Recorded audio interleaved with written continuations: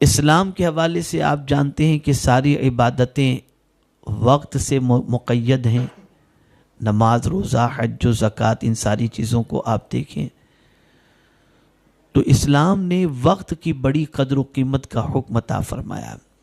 خود آقا کریم رؤوف الرحیم علیہ التحیۃ والتسلیم نے ارشاد فرمایا ہے 5 چیزوں کو 5 چیزوں سے پہلے غنیمت جانو.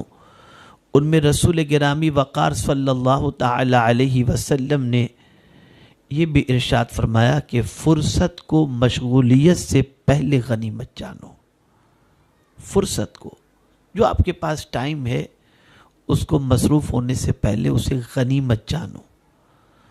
تو جب آپ اپنے فرصت کے وقت کی قدر کریں گے اور اس کو غنیمت جانیں گے کہ قدرت نے وقت دیا ہے اور اس کو صحیح طور پر یوٹیلائز کریں گے تو انشاءاللہ العظیم یہ وقت آپ کو کچھ دے کر کے جائے گا، آپ سے کچھ لے کر کے نہیں جائے گا. اور وقت ایسی نعمت ہے، اسے بھی ذہن میں رکھیں، یہ ایسی نعمت ہے کہ ایسا نہیں کہ سرمایہ دار کو زیادہ ملتا ہو اور غریب کو کم ملتا ہو. میرے کریم کی شان یہ ہے کہ غریب ہو یا امیر ہو اسے دن کے 24 گھنٹے دے دیے جاتے ہیں. اب جو صحیح طور پر استعمال کرتا ہے وہ کامیاب ہو جاتا ہے، جو ضائع کر دیتا ہے وہ خود ضائع ہو جاتا ہے.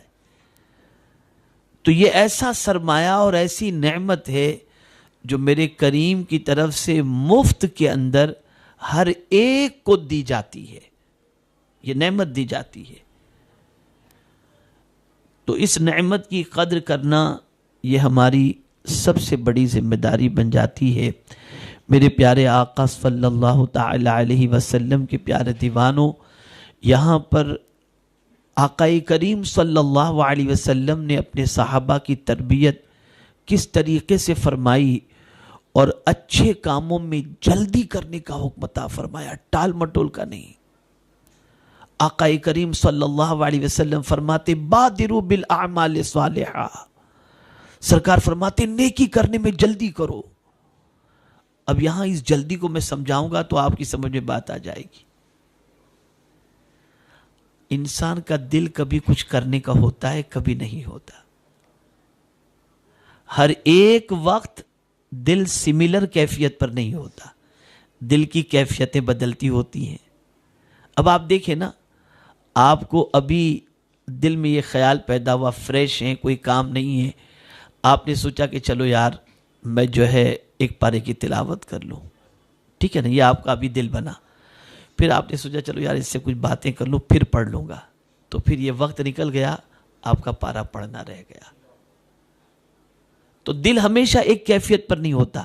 جب اچھے کام کے لیے دل آمادہ ہو فوراً کر گزرو. اور حضور فرماتے نیکی کرنے میں جلدی کرو، نیکی کرنے میں جلدی کرو. پتہ نہیں کب شیطان وسوسہ پیدا کر دے اور اس کے بعد ہم نیکی سے ہاتھ دھو بیٹھیں یا ہمارا دامن نیکی سے خالی رہ جائے. اسی طریقے کی ایک حدیث بخاری شریف کے اندر موجود ہے.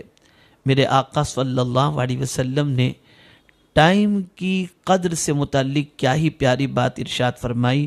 میرے آقا صلی اللہ علیہ وسلم ارشاد فرماتے ہیں جب تو شام کرے تو صبح کا انتظار مت کر، اور جب تو صبح کر لے تو شام کا انتظار نہ کر. اپنی صحت سے، اپنے مرض کے لیے اور اپنی حیات سے اپنی موت کے لیے. کیا مطلب؟ مطلب یہ ہے اپنی زندگی جو اللہ نے تجھے عطا فرمائی ہے اس زندگی کو موت سے پہلے غنیمت جان کر جو کچھ کر سکتا ہے تو کر لے. یہ نہیں کہ میں شام کو کروں گا، پتہ نہیں وہ شام تجھے نصیب بھی ہوگی یا نہیں ہوگی. اور آج تو صحت مند ہے، جو کچھ کرنا چاہے کر لے، پھر تجھے یہ صحت ملے گی یا نہیں ملے گی کوئی گارنٹی نہیں. ہو سکتا ہے کوئی مرض لاحق ہو جائے. اور یہ بات آپ اچھی طریقے سے ذہن میں رکھیں کہ کچھ کرنا ہے اس دنیا میں آ کر، اور کچھ بننا ہے اس دنیا میں رہ کر، اور کچھ توشے آخرت جمع کرنا ہے اس دنیا میں رہ کر. تو آپ کو پہلا فلسفہ یہ سیکھنا ہوگا کہ وقت ضائع کرنے سے اپنے آپ کو بچانا ہوگا۔ پہلا فلسفہ، اس کو آپ نے ہمیشہ کے لیے دل و دماغ کے اندر میرے پیارے ساتھیوں محفوظ رکھنا ہوگا۔ آپ دیکھیں قرآن مقدس اور احادیث رسول صلی اللہ تعالی علیہ وسلم نے کیا کیا خوب ارشاد فرمایا ہے۔ اگر ہم نے ان ارشادات پر توجہ دی اور اس پر عمل پیرا ہونے کی ہم نے کوشش کی تو انشاءاللہ العظیم ہماری دنیا اور آخرت دونوں سنور جائے گی۔ قرآن مقدس نے انسان کو اپیل کی۔ ہمارا حال یہ ہے کہ ہم قرآن مقدس کو بس یوں ہی پڑھ لیتے ہیں۔ تحدیث نعمت کی خاطر مجھ جیسا مبتدی طالب علم میں مختلف موضوعات کے حوالے سے قرآنی آیات کو جب پڑھتا ہوں اور اپنے موضوعات کے حوالے سے جب میں تلاش کرتا ہوں تو واللہ میں آپ کو کہتا ہوں اللہ کا فضل ہے کہ جو موضوع پر میں گفتگو کرنا چاہتا ہوں اس کریم کا کرم ہے کہ اس سے ریلیٹڈ مجھے کچھ نہ کچھ آیتوں کا مواد مل ہی جاتا ہے۔ جیسے سائیکولوجی کے حوالے سے میں آج کل تھوڑی سی اس پر محنت کر رہا ہوں تو مجھے ایسا لگنے لگا ہے کہ جیسے قرآن سائیکولوجی کی کتاب ہو، مجھے ایسا محسوس ہو رہا ہے۔ اتنا نفسیات کا خیال قرآن نے کیا ہے کہ یہ ایک سائیکولوجی کی عظیم کتاب نظر آتی ہے۔ ہماری پوزیشن اور ہمارا سب سے بڑا پرابلم یہ ہے کہ اس کتاب سے جس طریقے سے استفادہ کرنا چاہیے ہم نے نہیں کیا۔ اب ٹائم کے حوالے سے آپ دیکھیں قرآن نے کس طریقے سے جھنجھوڑا انسان کو، اس کے ضمیر کو کیسے جگایا۔ افحسبتم انما خلقناکم عبثا، کیا تم نے یہ گمان کر رکھا ہے کہ ہم نے تم کو بیکار پیدا کیا؟ اب کتنا عظیم پیغام ہے اس آیت مبارکہ میں کہ کیا تم یہ سوچ رہے ہو کہ ہم نے تم کو بیکار پیدا کیا ہے؟ اور پھر وَأَنَّكُمْ إِلَيْنَا لَا تُرْجَعُونَ، اور بے شک تم پلٹ کر کے ہماری ہی طرف آنے والے ہو۔ کیا ہماری طرف تم لوٹ کر نہیں آؤ گے؟ آؤ گے ہماری طرف لوٹ کر، پلٹ کر اس کی طرف جانا ہے۔ تو پھر اس کی تشریح کے اندر اور پھر اس کے حوالے سے رسول گرامی وقار صلی اللہ علیہ وسلم نے جب پلٹ کر خدا کی طرف جانا ہے اور اس نے ہمیں زندگی عطا فرما دی اور بیکار نہیں عطا فرمائی، کام کے لیے عطا فرمائی، تو سرکار صلی اللہ علیہ وسلم فرماتے قیامت میں بندہ اپنی جگہ سے ہل نہ سکے گا جب تک کہ وہ بندہ 5 سوالوں کا جواب نہ دے دے۔ حضرت ابن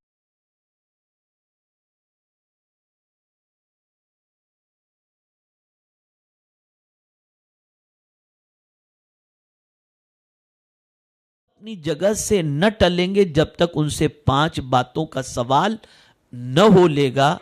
اس کی عمر کے بارے میں کہ اسے کہاں کھپایا، اس کے شباب یعنی جوانی کے بارے میں کہ اس کو کس چیز میں گلایا، اس کے مال کے بارے میں کہ کہاں سے اسے حاصل کیا اور پھر اسے کہاں خرچ کیا، اور جو کچھ علم حاصل کیا اس پر کہاں تک عمل کیا۔ تو پہلا سوال جو قیامت کا ہے وہ یہی تو ہے کہ عمر کس کام میں کھپائی، کس کام میں کھپائی، یہ پہلا کوشچن ہوگا۔ تو اس کوشچن کی تیاری اسی کو قرآن نے کہا افحسبتم انما خلقناکم عبثا وانکم الینا لا ترجعون، کیا تم یہ گمان کرتے ہم نے تم کو بیکار پیدا کیا اور تم پلٹ کر ہماری طرف نہیں آؤ گے؟ آؤ گے، ہماری طرف ہی آؤ گے۔ تو یہاں سے یہ بات سمجھ میں آئی کہ اللہ عز و جل کل بروز قیامت ہم سے ہمارے ٹائم کے بارے میں سوال پوچھا جائے گا۔ ہم نے تو آج تک یہ سمجھا ہے کہ نماز، روزہ، نیکی، برائی، حج، زکوٰۃ، انہی ساری چیزوں کے بارے میں سوال ہوگا، لیکن ٹائم کے بارے میں بھی سوال ہوگا۔ اور یہ خیال اللہ کے برگزیدہ بندوں کو اتنا تھا، اور خود حضور صلی اللہ علیہ وسلم نے، یہاں ایک بہت اہم نکتہ عرض کر رہا ہوں کہ آقا کریم صلی اللہ علیہ وسلم نے اپنے صحابہ کی تربیت کے اندر خاص طور پر اس چیز کو شامل فرمایا تھا کہ صحابہ کو وقت کی قدر اتنی سمجھا دی تھی کہ کسی صحابی کا کوئی وقت ضائع ہوتا ہوا نظر ہی نہیں آتا تھا. وقت کی بہت قدر کرتے تھے, بڑی قدر کرتے تھے.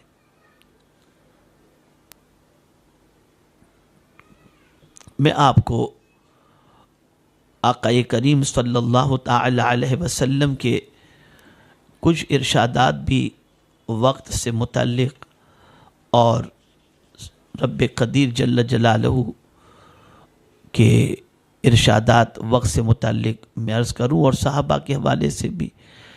حضرت عیسیٰ علیہ الصلاۃ والسلام جو ہے وہ فرمایا کرتے تھے, لوگوں دن اور رات دو خزانے ہیں, دن اور رات دو خزانے ہیں, لہذا دیکھتے رہو کہ تم ان خزانوں میں کیا ڈال رہے ہو, کیونکہ یہ خزانے سر محشر پھر تمہارے روبرو کھولے جائیں گے.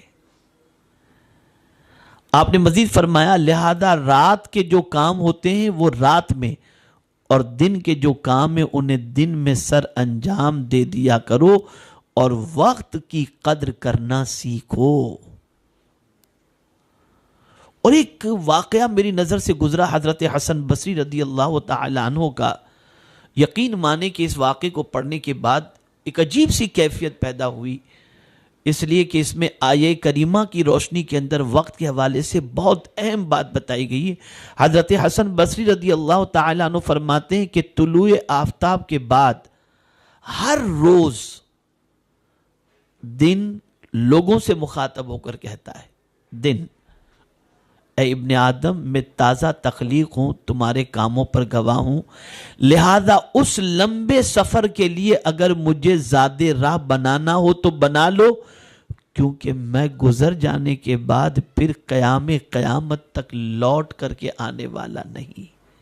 یعنی آج جو سورج نکلا ہے یہ آج کے دن پر تو نکل چکا, اب یہ دن جو گزر چکا نہ ایسا دن آئے گا نہ پھر سورج پلٹ کر کے آنے والا ہے. اس لیے ڈیلی صبح ہمیں یہ سورج پیغام دیتا ہے, جو آج کا کام ہے آج کر لو, اس لیے کہ آج کا دن بھی گزر جائے گا اور میں پلٹ کر آج کے دن پر پھر نکلنے والا نہیں ہوں. آگے فرمایا, اے ابن آدم تو بذات خود ایام ہے, جب دنوں میں سے کوئی دن گزرتا ہے تو یہ سمجھ کہ تیرا کچھ حصہ گزر گیا, اور اسی طرح تھوڑا تھوڑا کر کے سارا کا سارا گزر جائے گا اور تجھے احساس تک نہ ہوگا. لہذا جتنا کچھ کر سکتا ہے آج ہی کر لے, کیونکہ اب توجہ چاہوں گا, کیونکہ آج کا دن عمل کا دن ہے, حساب کا نہیں, اور قیامت کا دن حساب کا ہوگا, عمل کا نہیں. آج کا دن عمل کا ہے, قیامت میں عمل نہیں, اور آج کے دن حساب نہیں, قیامت میں حساب ہوگا. اسی طریقے سے بڑی پیاری بات حضرت حسن بصری رضی اللہ تعالی عنہ نے فرمائی, خدا اس شخص پر رحم فرمائے جس نے اپنا جائزہ لیا اور اپنے گناہوں پر اشک ریزی کی. یہ کہنے کے بعد آپ نے سورہ مریم کی ایک آیت تلاوت فرمائی, سورہ مریم کی, انما نعد لهم عدا, اور ہم تو ان کی گنتی پوری کرتے ہیں. حجت الاسلام امام غزالی علیہ رحمہ فرماتے ہیں کہ یہاں اس آیت میں گنتی سے مراد سانسوں کی گنتی ہے. یعنی بندوں کی زندگی جو اسے ملی ہے, جو سانس اللہ نے اسے عطا فرمائی ہے, وہ سانس کی جو گنتی ہے وہ اللہ عز و جل پوری فرما دیتا ہے. ادھر سانسوں کی کاؤنٹنگ جتنی اللہ نے لکھی تھی وہ مکمل ہوئی, ادھر بندہ اس دنیا سے چلا گیا, تو پتہ چلا کہ وقت تو اپنی جگہ پر ہے ہی, اور وہ وقت جس کے اندر ہماری سانس بھی غفلت کے اندر گزر جائے تو آپ یاد رکھیں کہ وہ سانس کی گنتی بھی قیامت میں اللہ عز و جل جو ہماری مکمل ہوئی ہے, ممکن ہے کہ پروردگار جل جلالہ ہماری عمر کے سوال کے اندر ان سانسوں کو بھی کاؤنٹنگ کر لے. اب یہاں میں بہت اہم اور ضروری باتیں آپ کے گوش گزار کرنا چاہوں گا کہ ٹائم کو سیو کیسا کیا جائے، اور ٹائم کے حوالے سے مزید پہلے آپ کو بتا دوں کہ ٹائم کی قیمت جاننا ہو تو ہم کس سے جانیں؟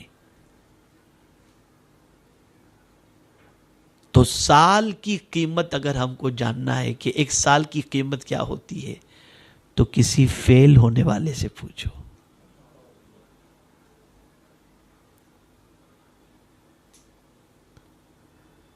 سال کی قیمت اگر جاننا ہے تو کسی فیل ہونے والے سے پوچھو۔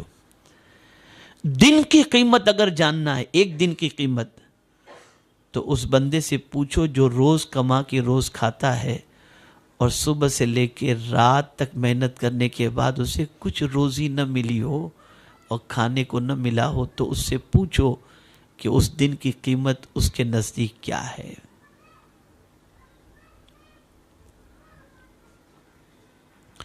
یاد رکھیے اللہ کا سب سے بڑا تحفہ وقت ہے، اور آپ ہر چیز پیسے سے خرید سکتے ہو، وقت آپ دولت سے نہیں خرید سکتے۔ آپ اگر سوچیں کہ وقت کے درمیان ایک دیوار کھڑی کر دیں تو وقت کی دیوار کھڑی بھی نہیں ہو سکتی۔ وقت اپنی رفتار سے چلتا رہتا ہے، نہ اسے سیو کیا جا سکتا ہے، نہ اسے روکا جا سکتا ہے، نہ اس کو اسپیئر میں رکھا جا سکتا ہے، کچھ بھی نہیں کیا جا سکتا۔ یہ اپنی رفتار سے آیا اور چلا گیا، اور جب یہ چلا جاتا ہے تو پلٹ کر کے نہیں آتا۔ اسی لیے مثل مشہور ہے، گیا ہوا وقت پھر پلٹ کر کے نہیں آتا۔ اور یہ بھی مثل مشہور ہے بزرگوں کی طرف سے کہ آج کا کام کل پر نہ ٹال۔ یہ اسی لیے ہے تاکہ ہم وقت کی قدر و قیمت کو سمجھ سکیں۔